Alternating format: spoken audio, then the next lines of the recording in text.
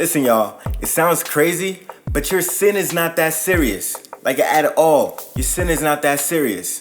Your sin is not that, what? That's exactly how I'm gonna be having some people after they read that. Now, before y'all go ahead and crucify me, it's your boy Sam with Vertical Expressions, and welcome to another episode of Bible Breakdown Bible Studies. Man, I gotta remember that. So you already know, we're gonna get into the word, we're gonna break it down, we're gonna see whatever we can take from it, extract, whatever we can extract.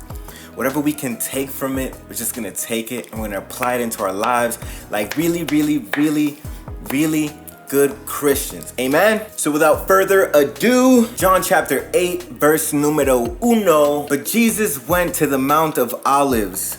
Verse 2, at dawn he appeared again in the temple courts where all the people gathered around him, and he sat down to teach them. The teachers of the law and the Pharisees brought in a woman caught in adultery. They made her stand before the group and said to Jesus, "Teacher, this woman was caught in the act of adultery. In the law of Moses commanded us to stone such a woman. Now, what do you say?" They were using this question as a trap in order to have a basis for accusing him, but Jesus bent down and started to write on the ground with his finger. When they kept questioning him, he straightened up and said to them, "Let any one of you who is without sin be the first to throw a stone at her." Again, he stooped down and he wrote on the ground. At this, those who heard began to go away one at a time, the older ones first, until only Jesus was left and the woman was still standing there. Jesus straightened up and asked her, "Woman, where are they? Has no one condemned you?"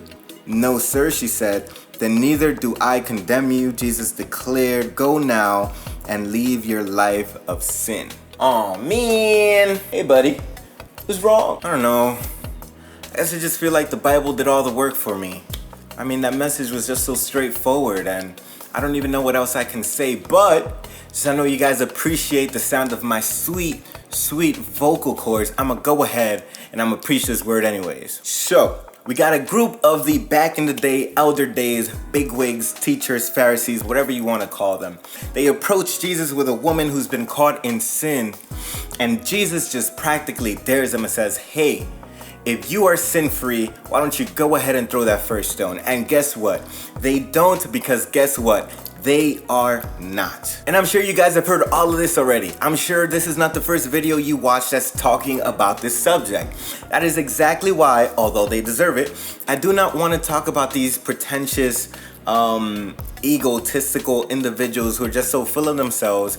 They try to look past their own sin and blame somebody else. No, I don't want to talk about them.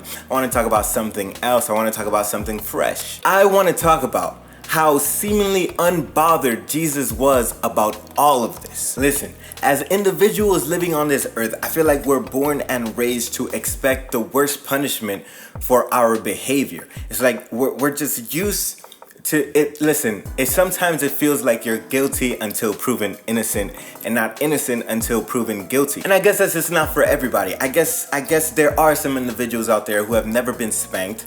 Or if I'm being more honest, there are some individuals out there who have never had a sandal being thrown at them. Sorry for putting you on blast, ma. We expect judgment. We expect punishment. We expect the worst of the worst. It's the way we're brought up. We're expecting that if we do something wrong, if we fail, if we fall short, there's just gonna be a consequence to that action. And sometimes we just get stuck in the emotions of it all, that it's so much easier to quit. It's just so much easier to give up. Because we know we failed, because we know that the punishment is coming, than to continue to move forward. You see, a lot of people fall into sin, and the shame, the hurt, the pain, the embarrassment from it all, it's enough to push them away from Jesus. It's enough to make them feel like they let somebody down that they love. And the truth is, it doesn't just happen in Christianity. It happens in friendships. It happens in relationships of all kinds. It happens at work. It happens in school. You fail. You feel like a failure, and then you punish yourself in a way where, you know what, I'm just not good enough for this. It'll be better if I quit. It'll be better if I just give this up because this is not for me. And it's easier for us to walk away when we fail. You even see it in families. There's so many family members who don't even know how to go back and apologize because they think that they won't ever be accepted. And we take that and we kind of take this expectation of punishment, of consequence, and we let it dictate and manage our lives. Listen, you've quit on so much because you failed, but I want to tell you right now, like, your sin is not that serious. Listen, if you've never met grace before, I want to tell you right now that Jesus is not moved, he's not shocked, he's not flabbergasted, he's not like, oh my God, he's not just, you didn't take him by surprise. You're not standing him back because you sinned or you failed him. He's not really moved or fazed by your failure. And it really doesn't matter who wants to judge you. It doesn't matter who wants to out you. It doesn't matter who wants to cancel you for your behavior. It doesn't matter who wants to just like cut you off or judge you or put you on this pedestal and say, hey, you're deserving of this, because Jesus says otherwise. Now with that, I'm really not saying that your sin isn't serious at all. It is serious. It's just not that serious. See, if you continue to abuse grace, if you continue to sin, if you continue to do something unwillingly, I guess it's not really the word, unwillingly or uncaring, I'm really struggling here. If you continue to abuse grace, what you're gonna do is that you're gonna put yourself in a position where you can no longer really be honest about the efforts that you're putting forward. And because of that lack of honesty and transparency, you're not gonna be able to go to Jesus and kind of receive that grace that you really need to overcome your sin. But even that is not so serious that God is not willing to work with you to overcome that. And isn't it funny how, like, in this most horrifying, horrific, just like worst embarrassing moment of this woman's life, Jesus decides to give her the greatest gift that she's ever received. Oh, that is a word right there. That is a word right there. Hold on to that. Your darkest moments have the potential to see God's brightest lights. Jesus. God don't do it to them. They ain't ready. They ain't ready. Listen, your sin separating you from God has more to do with you than it does God. All right, y'all, I'm gonna give it to you straight. If you feel like your failure is moving you away from God, I want to let you know, like, it's not God who's moving.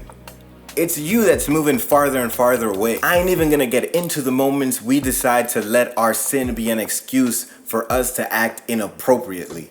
Like, we sin, we fall. Because we already fell, we decide that maybe it's not so bad if I do this and it's not. No, listen, that's for another day. Sounds crazy, but your sin is really not that serious. God is much more understanding than you think. Peace.